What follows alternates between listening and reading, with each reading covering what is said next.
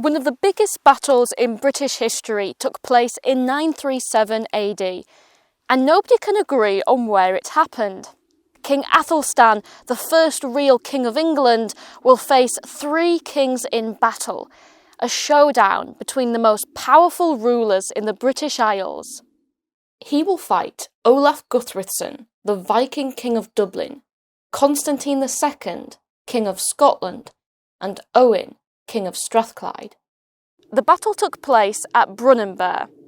The trouble is, nobody really knows where Brunanburh is. This video will examine the evidence to try and figure out where this battle took place. 10 years before the battle, Athelstan seized York from the Vikings, uniting for the first time the lands of England under one crown. But the Vikings were not going to give up control over the north that easy.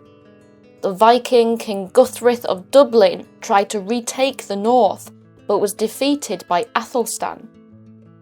Guthrith's son, Olaf, succeeded his father as King of Dublin and swore revenge on Athelstan. In 934, Athelstan invaded Scotland, reaching striking distance of Aberdeen. Constantine was obviously not very happy about this and also swore revenge. Realising that Athelstan was too strong to defeat by himself, Constantine allied with Olaf of Dublin and Owen of Strathclyde to take him down together. The combined forces marched into England whilst Olaf sailed from Ireland. Athelstan marched north to meet them, and somewhere in the north of England, the two armies met. This was a tremendous victory for Athelstan. The coalition forces were destroyed. The annals of Ulster called it a great, lamentable and horrible battle, where thousands of Norse, Scots and English were killed. The Anglo-Saxon Chronicle describes warriors cleaving the shield wall, hewing the linden boards with hammered swords.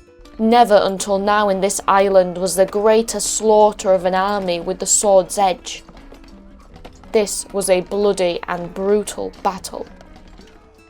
With this victory, Athelstan asserted his authority and England remained united as a kingdom. For now. Only 2 years after the battle, Athelstan died. With his rival gone, Olaf was free to sail over and finally seize the north of England. There would be a bitter struggle between Viking and English rulers in this part of the country for over a century. A battle as big as this deserves to be more widely known, so let's have a look at the evidence and try to figure out where it might have happened.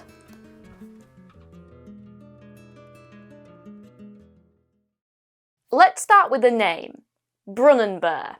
Burh is an Old English word meaning stronghold or fortification. We can find this in place names like Edinburgh, Middlesbrough and Glastonbury.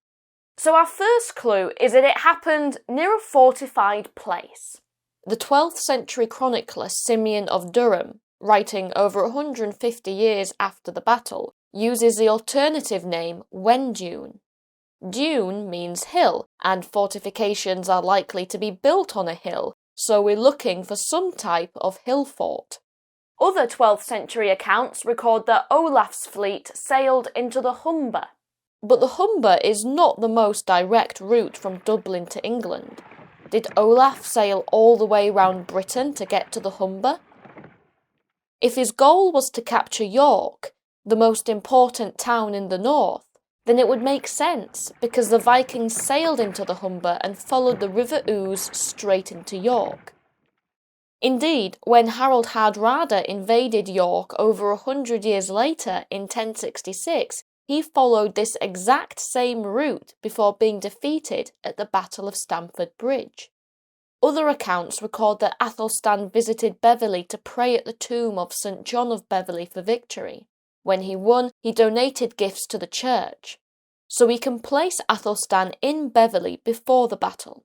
Meanwhile, the Scottish army is marching into England. What's the most efficient way of marching thousands of men and supplies over long distances? The motorways of their day, Roman roads. The main Roman road between Scotland and England was Deer Street, which ran from the Antonine Wall to York. If I was going to invade England, I'd march straight along this road into York. That's precisely what a lot of invading Scottish armies did, because in the vast majority of times when they invaded England, they fought battles along this route.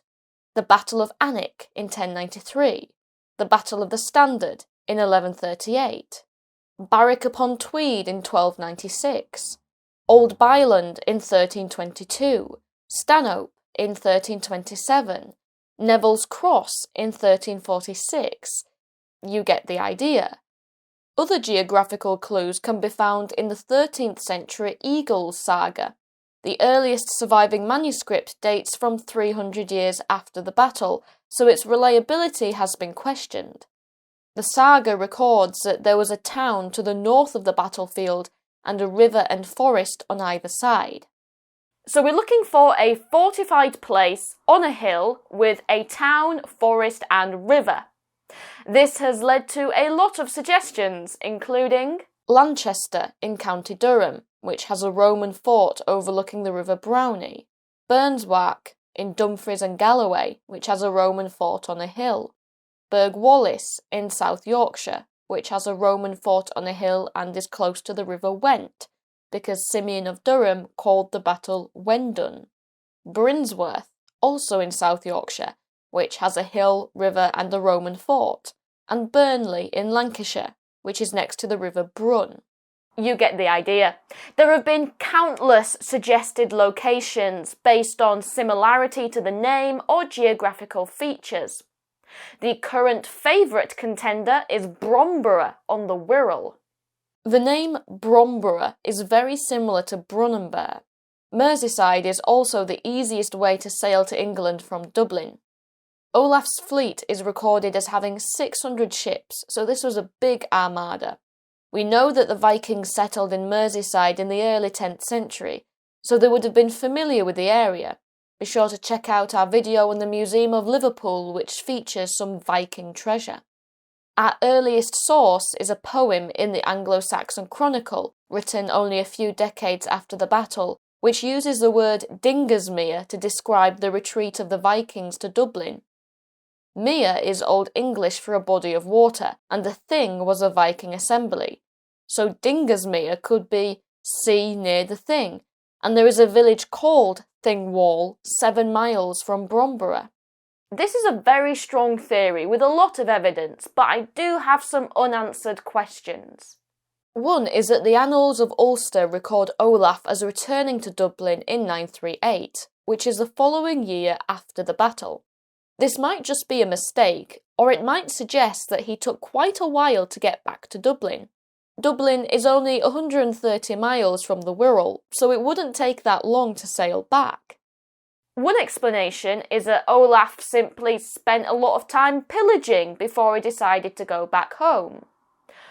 Or maybe he had to travel from a lot further away.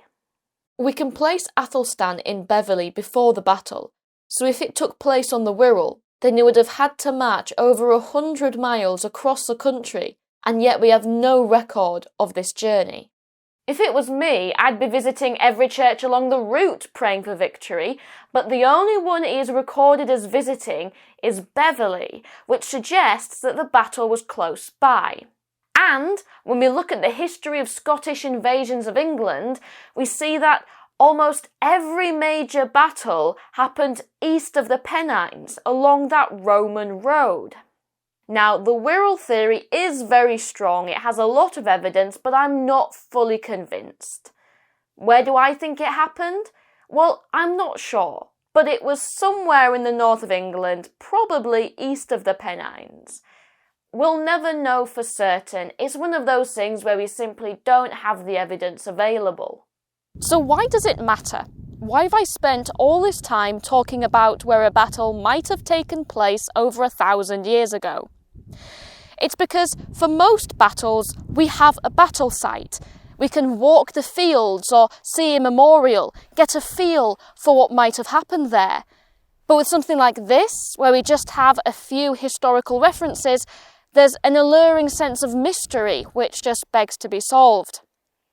If you enjoyed this video, then do subscribe and check out some of our other medieval videos.